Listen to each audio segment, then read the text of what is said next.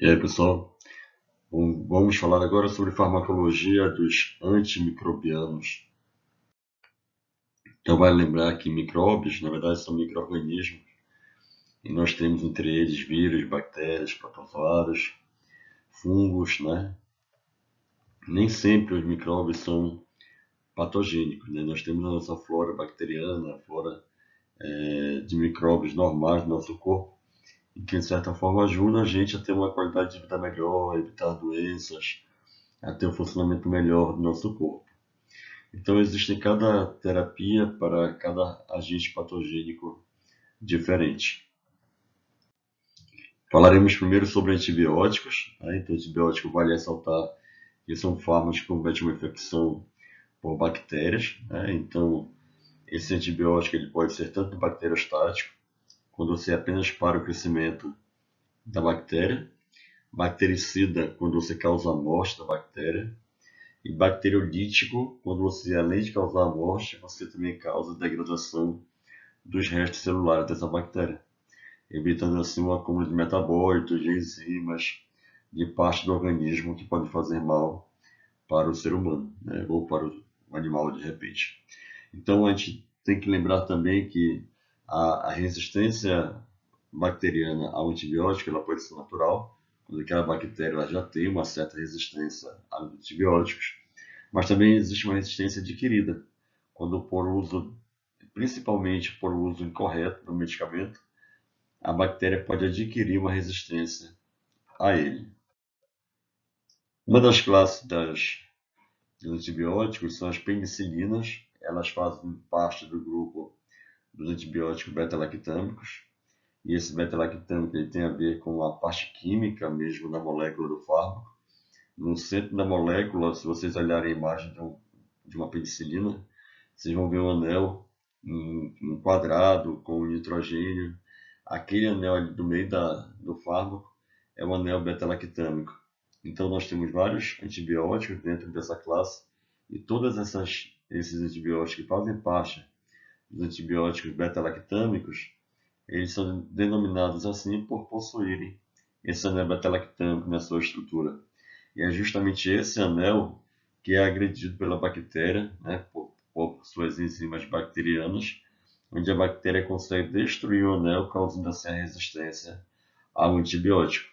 A penicilina natural foi o primeiro fármaco produzido, né? A penicilina ela teve uma descoberta acidental, né, chamada por acaso, onde o pesquisador Alexander Fleming, que era um alemão, ele deixou algumas bactérias em placas de Petri. Ao voltar, possuía fungo, mas ele percebeu que em volta desse fungo as bactérias haviam morrido. E assim ele conseguiu, né, isolar a primeira vez as bactérias. Então, desculpa, os antibióticos, né? A penicilina natural faz parte aqui da penicilina G, né? Então a benzatina nós temos a bezetacil, mas depois todas elas eram utilizadas de forma injetável. Somente com a produção da penicilina V é que iniciou-se o fármaco por via oral dessa classe. Após isso, criaram-se as aminopenicilinas, que foram uma classe de penicilina muito utilizada na clínica médica, até hoje se usa, principalmente a amoxicilina, né? Se a gente olhar quimicamente entre eles dois, a diferença é apenas uma hidroxila que foi adicionada à amoxicilina. Isso fez toda a diferença na farmacologia do fármaco. Muitas prescrições hoje de amoxicilina são acompanhadas do clavulato. Esse clavulato ele só dá maior proteção às enzimas bacterianas. Ele protege a amoxicilina para não ser degradada pelas enzimas bacterianas, né? Então o medicamento consegue fazer seu efeito. Só que esses medicamentos, já tinham alguma fragilidade, algumas enzimas bacterianas. Então foram criados as penicilinas que são resistentes à penicilase. Nós temos aqui a oxacilina e a mexicilina. E depois disso, as penicilinas de amplo espectro. Quando se fala de espectro, é que ela consegue abranger o maior número de tipos de bactérias, sendo gram-positivas, gram-negativas, anaeróbicas, né? E aqui no amplo espectro nós temos a ureopenicilinas, carboxipenicilinas, Outro grupo que faz parte também dos antibióticos beta-lactâmicos, nós temos a cefalosporina. Ela já possui uma ação bactericida, né, tanto para gram-positivos como gram-negativos, e ela se divide em gerações. Então, cada geração que passa dentro da indústria farmacêutica, você vai observar que é um fármaco que tem maior potência e menor efeitos colaterais, né? Então, a primeira geração, por exemplo, nós temos aqui a cefalexina, muito utilizada, assim como a cefadroxila. A segunda geração já faz parte da cefuroxima, cefaclor. A terceira geração, ceftriaxona. As últimas gerações de cefalosporinas, elas são indicadas mais no uso do âmbito hospitalar, né, para evitar a resistência bacteriana a eles. Quanto ao mecanismo de ação dos beta-lactâmicos, e aqui a gente pode incluir tanto a penicilina como a cefalosporina, elas funcionam por meio de inibição da síntese da parede celular bacteriana. A bactéria ela tem a membrana celular e em volta dela ela tem uma parede celular, que eu costumo dizer como se fosse uma casca mais grossa. Entre essas duas camadas, entre a membrana e a parede celular, a bactéria produz uma substância chamada peptídeo glucano, uma matriz, uma substância que fica entre essas duas estruturas celulares em que dá mais resistência a ela. O que os fármacos beta-lactâmicos fazem? Eles conseguem penetrar na célula por meio dos poros, atingir aqui os receptores que produzem esse peptídeo glicano. Então, por meio de antagonismo, por meio de bloqueio, a bactéria não consegue mais produzir o peptídeo glicano, ficando vulnerável dessa forma e levando à morte da bactéria. Outra classe que nós temos de antibióticos é os macrolídeos. Então, macro de grande, olídeo vem de lactona. Lactona, se você observar aqui na imagem, tem essa imagem, esse anel, grande anel em destaque rosa, é aqui que está a lactona. Então, todo macrolídeo ele vai ter essa lactona grande e ele se diferencia pela quantidade de membros desse anel. Então, nós temos uma classe com 14 membros, 14 átomos nesse anel, onde nós temos principalmente a eritromicina, a claritromicina, e hoje nós temos a azitromicina também, né, que foi uma modificação na fórmula química dos macrolídeos, onde já se consegue também um efeito melhor com redução de efeitos colaterais. Os fármacos de 14 membros, eles possuem um efeito colateral muito grande quanto à produção de gases, flatulência, né? O paciente ele apresenta desconforto abdominal. E a azitromicina, devido à alteração química que foi feita na lactona, nesse grande anel, ele diminuiu esses efeitos adversos. Você pode até falar que quando utiliza a azitromicina, ainda assim sente um desconforto abdominal, de fato, mas ele é menor do que os fármacos dos 14 membros. Tá? Quanto ao mecanismo de ação dele, assim como o clorofenicol, tetraciclina, os aminoglicosídeos, os macrolídeos, né? Aí aqui a gente vai inserir, só para te recordar, a azitromicina, a eritromicina, a claritromicina, eles funcionam impedindo que eles se ligam ao ribossomo da célula, da bactéria, né? Mais precisamente na porção 50S do ribossomo. Então ele impede a formação de proteína, né? Ele inibe a síntese proteica. Ele bloqueia que a bactéria produza as suas próprias proteínas, logo também produz, não deixa de produzir as suas enzimas, não ficando apta assim para sobreviver. E dessa forma que os macrolídeos conseguem atacar as bactérias. As sulfas são antibióticos que já foram feitos de modo sintético, diferente da penicilina, cefalosporina e dos macrolídeos, que são de origem vegetal, né, de origem natural, de origem natural. As sulfas elas são de origem sintéticas, né, e elas têm um amplo espectro, atacam até mesmo alguns protozoários, mas principalmente bactérias gram-positivas e gram-negativas. Quanto ao mecanismo de ação dele, as sulfas, né, eles competem com o PABA, que é o ácido paraminobenzoico. Esse PABA, ele é um substrato que vai dar origem às bases nitrogenadas do DNA. Mas porém, né, o PABA, para ele poder se transformar, né, dentro de uma série de eventos, mas para ele poder ser transformado em ácido de hidrofólico, ele precisa de uma enzima chamada de hidropteroato-sintase. Essa enzima ela transforma o PABA em ácido de hidrofólico, depois vai ser transformado até chegar no DNA. O que o fármaco faz? Ele bloqueia a enzima de hidropteroato-sintase. Então, ele bloqueando de forma antagonista a enzima, ela não consegue mais se ligar ao PABA. Logo, eu não vou ter a formação de ácido de hidrofólico, muito menos da produção de material genético da bactéria. Assim, a bactéria não consegue se multiplicar e morre. As quinolonas também são antibióticos sintéticos, assim como as sulfas. Nós já temos hoje em dia 4 gerações dela. A primeira geração, o principal componente é o ácido meridix, que foi justamente o protótipo de todo o resto da classe. A segunda geração, nós temos um principal representante hoje muito receitado, muito prescrito, que é o ciprofloxacino. E claro que a terceira e a quarta já possuem um efeito maior, uma maior potência, né, em termos de controle da infecção bacteriana. Quanto ao seu mecanismo de ação, eles são inibidores de uma enzima chamada DNA topoisomerase 2, ou ainda chamada DNA gerase, né, e da DNA topoisomerase 4. O que acontece com essas enzimas é que elas participam da transcrição e reparação do DNA. Né? Então, ela faz com que a conformação do material genético ela passe de enrolada a desenrolada. Esse processo de enrolado, desenrolado é necessário para a replicação do DNA da bactéria.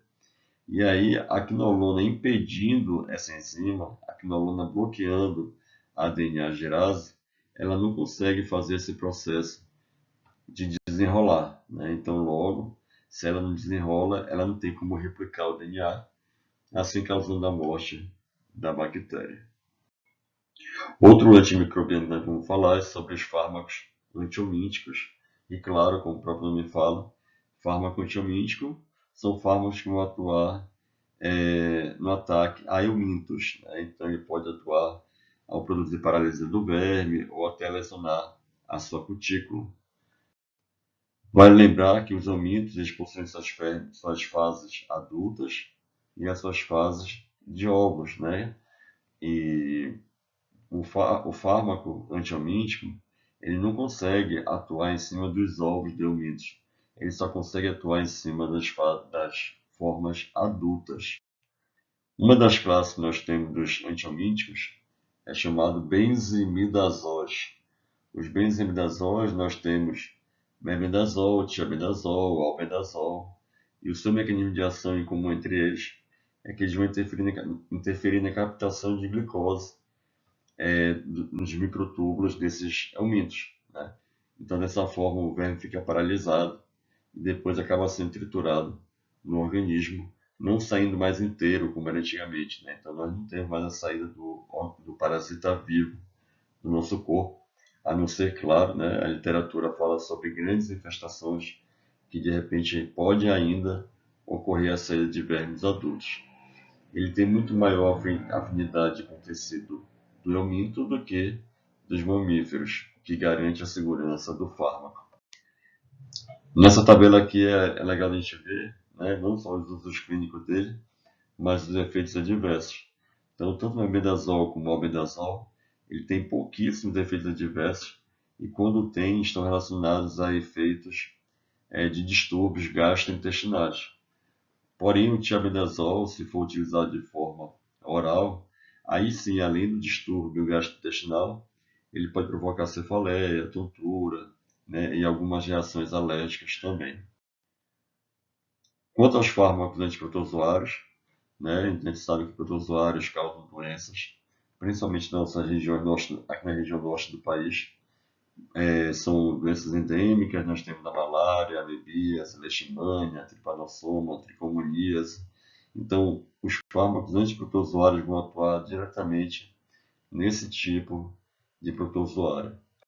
Falando um pouco especificamente sobre a amebíase, que é uma infecção causada por uma espécie de entamoeba, no caso a entamoeba histolítica, né, ela é produzida pela ingestão de cisto desses organismos, mas o fármaco vai atuar na forma adulta do parasita. Tá? Então nós temos aqui os fármacos metronidazol, secnidazol, tinidazol. Eles são agentes que também podem ser utilizados por combinação. Quanto ao mecanismo de ação deles, eles matam os trofozoítas, né, que é a fase adulta da entamoeba histolítica, e acredita-se muito que ele atua através de lesão do DNA, né, ou do DNA, da membrana desse trofozoito, mas mais especificamente da lesão do DNA. É legal se falar também que esse tipo de medicamento, metronidazol, secnidazol, o tinidazol, eles também têm ação em algumas bactérias, né? Então ele acaba sendo também utilizado como antibiótico. Né? Quanto aos efeitos colaterais, foram relatados a ele distúrbios gastrointestinais, tonteira, cefaleia. Eu queria ressaltar a especificidade de cada medicamento. Eu não consigo tratar uma ameba com albendazol, porque a gente viu que o albendazol ele funciona para eumintos. Assim como se o paciente tiver uma eumintíase, eu não consigo tratar ele com benzimidazol, por exemplo. Então a gente tem essa especificidade. Tá? Quanto a fármacos para micoses, né, são fármacos antifúngicos, nós temos também fármacos que atuam de diversas maneiras no fungo. Tem fármacos que atuam na síntese do DNA do organismo, tem fármacos que atuam na síntese da parede, né? Tem fármacos também que conseguem permitir a quebra dessa parede celular. E nós temos os fármacos, principalmente os azóis, né? Que são fármacos que vão atuar diretamente na membrana celular do fungo.